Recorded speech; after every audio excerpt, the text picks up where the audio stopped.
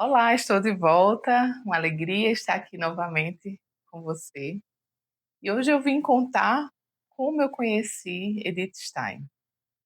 Ou melhor, hoje eu gostaria de contar como o meu coração, minha vida foi sendo preparada ao longo de alguns anos para saber reconhecer quando eu encontrei Edith Stein que eu estava diante de uma grande personalidade e de alguém que eu de fato desejaria dedicar mais anos da minha vida, dedicar estudos, atenção e também compartilhar aquilo que eu fui aprendendo com ela.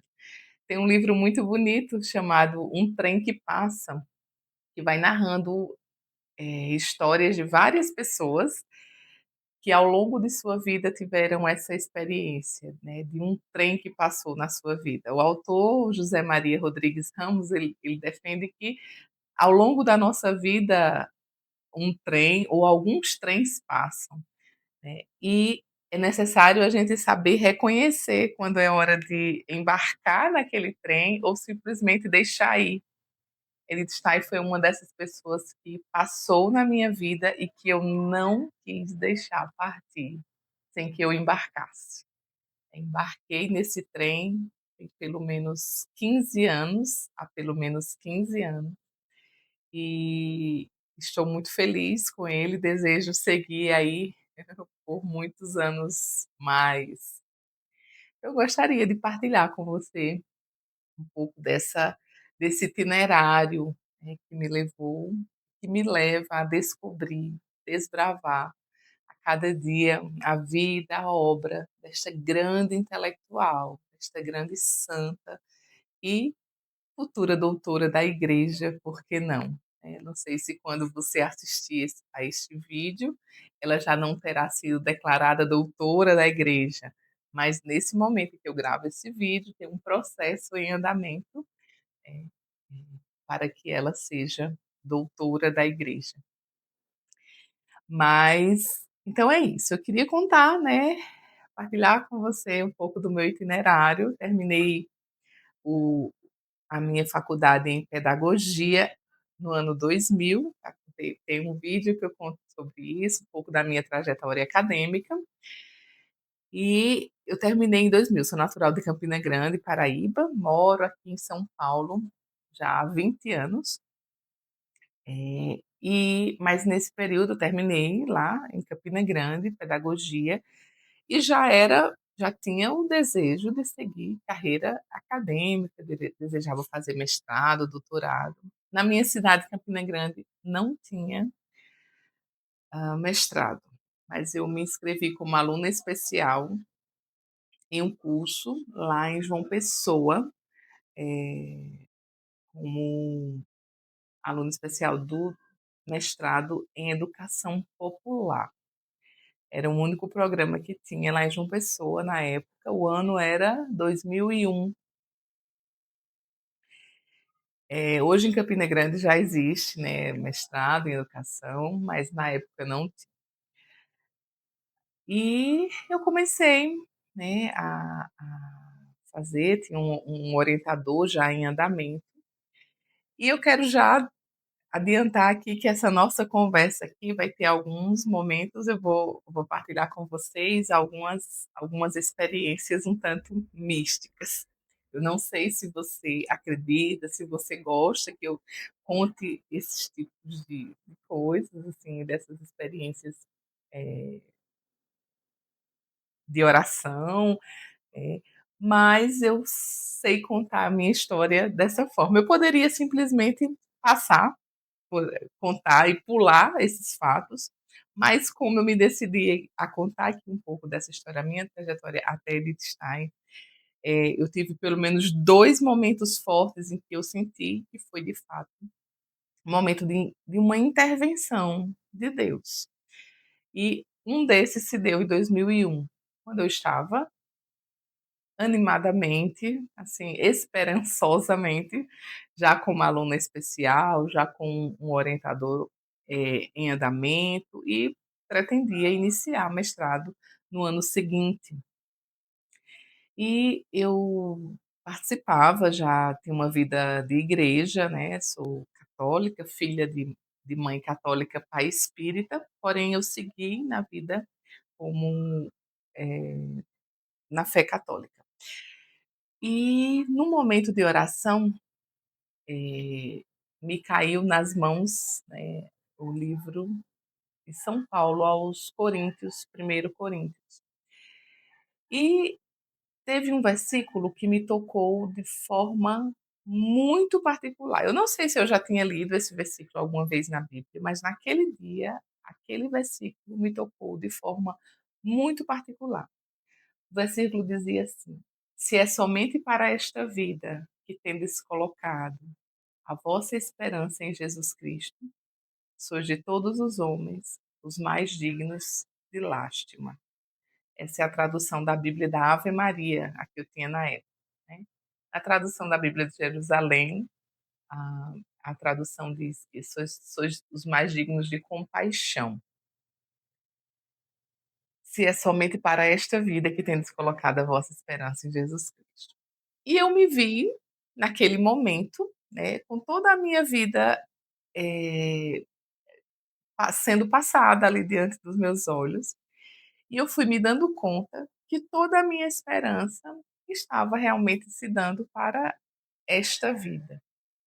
Eu tinha meus planos, né, sempre fui uma pessoa estudiosa, e aí eu queria já fazer meu mestrado, meu doutorado, seguir carreira acadêmica, já estava tudo muito programadinho. Eu tinha uma vivência religiosa, mas muito voltada para esta vida, né. Pensava assim: "Ah, Deus vai me ajudar, eu vou passar no vestibular, Deus vai me ajudar, eu vou arrumar um bom emprego, Deus vai me ajudar, eu vou arrumar um bom marido, Deus vai me ajudar e eu vou fazer isso, eu vou fazer aquilo, eu vou fazer meu mestrado, então era muito nessa perspectiva. Eu não tinha uma dimensão de vida eterna, né, eu era muito jovem e eu não pensava, acho que eu pensava sempre assim que vida eterna era algo só para eu pensar depois que eu morresse. E naquele momento, eu senti que Deus estava me pedindo algo. Eu Foi uma oração que eu senti que Deus estava querendo tocar na minha mentalidade. E eu entendi naquele momento, e aí é onde chega essa experiência, assim, que eu não sei explicar muito bem, mas eu entendi naquele momento que ele me pedia o meu mestrado. Foi muito simples, uma oração simples, mas naquele momento eu entendi que aquele mestrado, naquele momento, era só uma sucessão de acontecimentos que eu estava vivendo ali no modo automático e que eu só estava seguindo um caminho que já estava sendo projetado para mim. E eu entendia como se ele me dissesse: "Magna, eu nunca te pedi nada, eu sempre te dei tudo, então me dá o teu mestrado". E eu, sem entender muito bem, assim, eh, sem compreender muito bem por que aquilo, mas entendendo que naquele momento não era o tempo, eu com uma clareza muito grande, eu simplesmente parei, né. Eu lembro que eu fui conversar com minha mãe na época, minha mãe era uma mulher de muita fé, e ela ficou meio decepcionada com a minha decisão, e ela não entendeu, e eu disse: "Ah, se minha mãe não entendeu, acho que ninguém vai entender". E eu parei de explicar e fui viver minha vida. Na época eu estava no início do namoro com o meu atual esposo, Silvio. Eu comecei a trabalhar, né, fui dar aula para crianças do ensino fundamental e fui seguindo ali. No ano seguinte nós casamos, 2002 nós casamos, e, hã, eh, 1 ano depois o André nasceu, e em 2004 nós descobrimos que o André estava com câncer, né, e aí viemos morar em São Paulo. E aí se deu, assim, um período, né, realmente de afastamento desse ambiente acadêmico, né. Eu vivi ali, um período intenso de cuidados com o André, vim grávida para São Paulo, eh, depois vim grávida do Pedro, depois engravidei da Ângela, e as coisas foram muito intensas, e eu fiquei ali um período relativamente longo, né, do ano 2000, quando foi quando eu acabei, até 2007, que foi quando o André foi para a escola e começou a ter uma vida próxima do normal para uma criança, fora daquele ambiente hospitalar. Eu fui voltar para pensar nos meus estudos, né, fiz um concurso na universidade, fiz um concurso na prefeitura de São Paulo, isso eu já contei no vídeo passado, e passei, mas na sequência fiz um mestrado para PUC São Paulo, estava também com inscrições abertas e passei.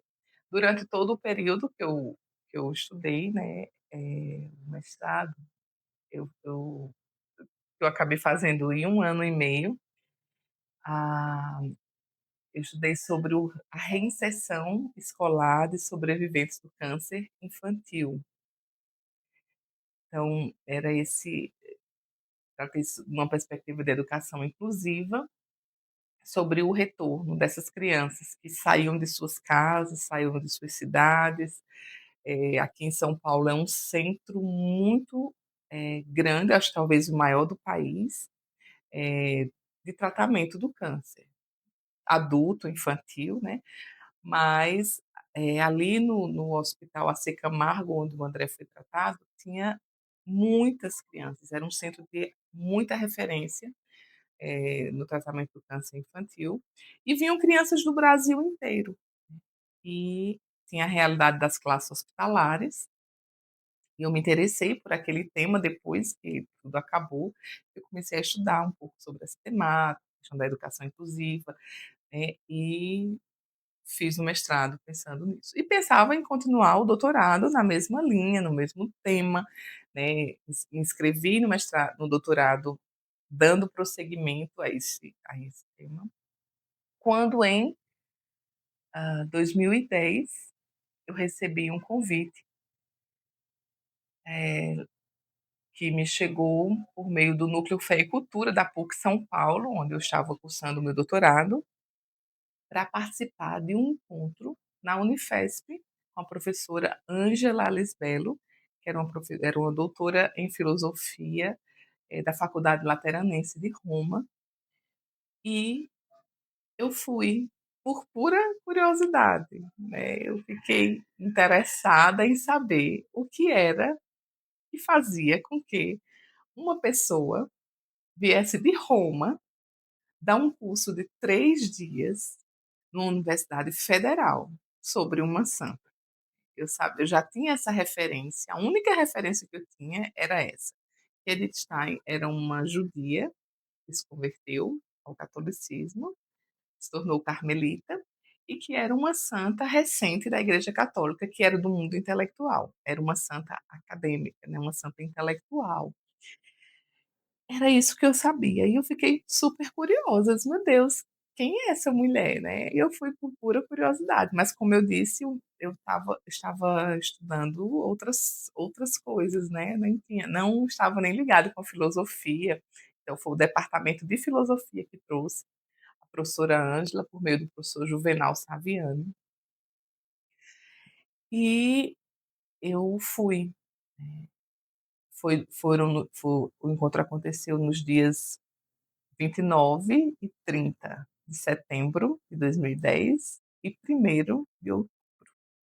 Foi inesquecível esse encontro. Então, aqueles 3 dias para mim foram um divisor de água.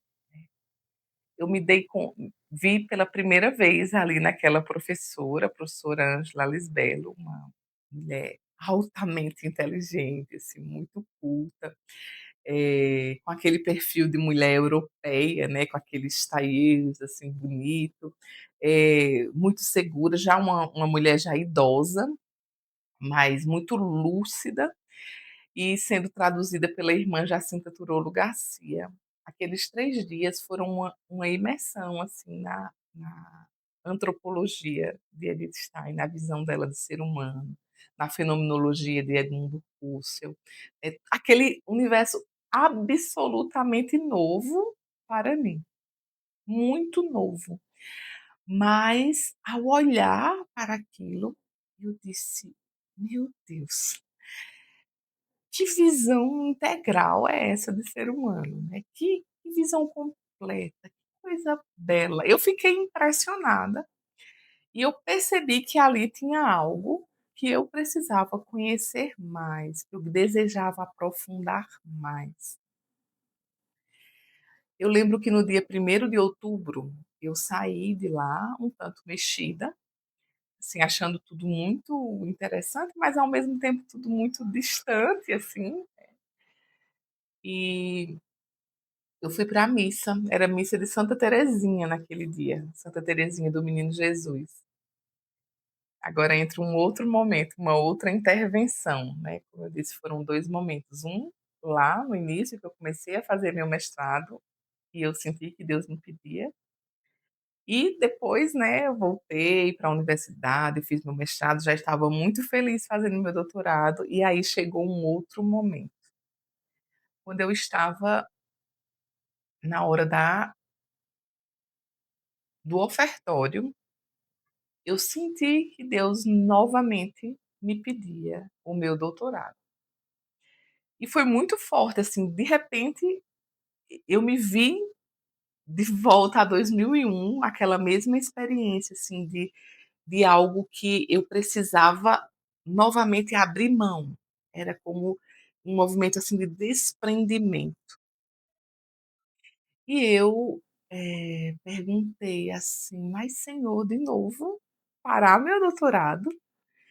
Eu estou gostando tanto". Foi esse meu diálogo, né. O meu mestrado lá, tudo bem, eu estava lá, nem tinha começado ainda, estava gostando do meu, mas agora você quer de novo que eu pare o meu doutorado? E naquela conversa interior, né, eu sentia Deus me dizendo: "Não, Magda, dessa vez eu não quero que você pare o seu doutorado. Eu quero que você me dê, que você o tenha para mim. O seu mestrado foi seu, o tema foi seu, a história é sua, mas o seu doutorado eu quero para mim". Eu me vi numa situação, assim, muito inusitada, eu nunca imaginei um pedido dessa natureza, né. Meu Deus, como se dará isso? Como é que se faz isso? Eu aprendi a fazer formatação, a fazer pesquisa, a fazer, eh, colocar regras da ABNT, aprendi a publicar artigos, eu aprendi a apresentar trabalho acadêmico, enfim, eu estava ali no ambiente acadêmico, mas como assim? Como se daria um processo de fazer um doutorado e oferecendo aquilo para Deus? Foi algo, assim, muito que estava fora da minha zona, assim, de visão, meu campo de visão, né. Mas eu sentia que era como aquele trem, né, aquele trem que passava ali e me convidava a entrar, a embarcar numa grande aventura. E mesmo sem entender muito bem como se daria, eu disse: "Sim, Senhor, se você quer, eu também quero". E entrei, né, nesse caminho, nesse trem, como eu já falei, nessa aventura, e já estamos aí há mais de 15 anos. Edith Stein para mim foi realmente esse divisor de águas, né, conhecer o seu pensamento, conhecer a sua vida, toda a trajetória que ela viveu e aquilo que ela escreveu, foi sem dúvida um grande diferencial, um grande divisor de águas na minha vida. A partir daquele momento se deu um processo, né, de mudança, no meu referencial teórico, no tema da minha tese, foi todo um caminho que foi sendo construído junto com minha orientadora, obviamente, que também acabou entrando comigo nessa aventura, fomos desbravando juntas ali, contando com o apoio, claro, de outras pessoas, de, grupos de estudo, de pessoas que foram, ao longo desse caminho, também sendo um apoio, sendo um auxílio, eh, nunca faltaram eventos, grupos de estudo, leituras, enfim. E e eu fui trilhando, essa esse itinerário, foi que representou realmente, né, esse encontro com Edith Stein, foi realmente esse divisor de águas na minha vida. Eu quis contar aqui um pouco, né, dessa trajetória, como eu conheci Edith Stein, foi esse o objetivo desse vídeo, é muito mais para também te perguntar, o que você tem feito para preparar o seu coração, né, predispor o seu coração para estar pronto para o trem que passa na sua vida, né. Que trem tem passado na sua vida? Aqui não é coisa de mineiro não, mas que trem ou que trens já passaram pela sua vida? E você sabe reconhecer quando é hora de entrar, embarcar ou simplesmente deixar passar? Porque tem trens que são nossos e tem outros que é simplesmente não são nossos, né, para outras pessoas embarcarem. Eu embarquei nesse e não me arrependi.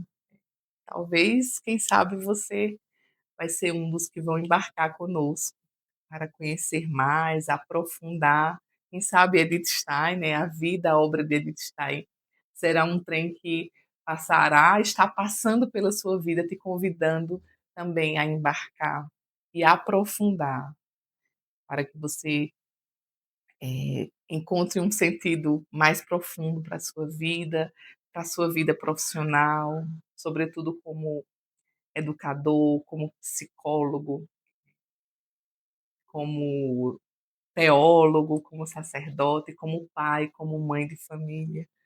Nós, inclusive, temos uma pós-graduação, né, chamada Antropologia Fenomenológica e Teológica de Edith Stein, Competências Profissionais do Futuro. Nós vamos deixar o link aqui embaixo.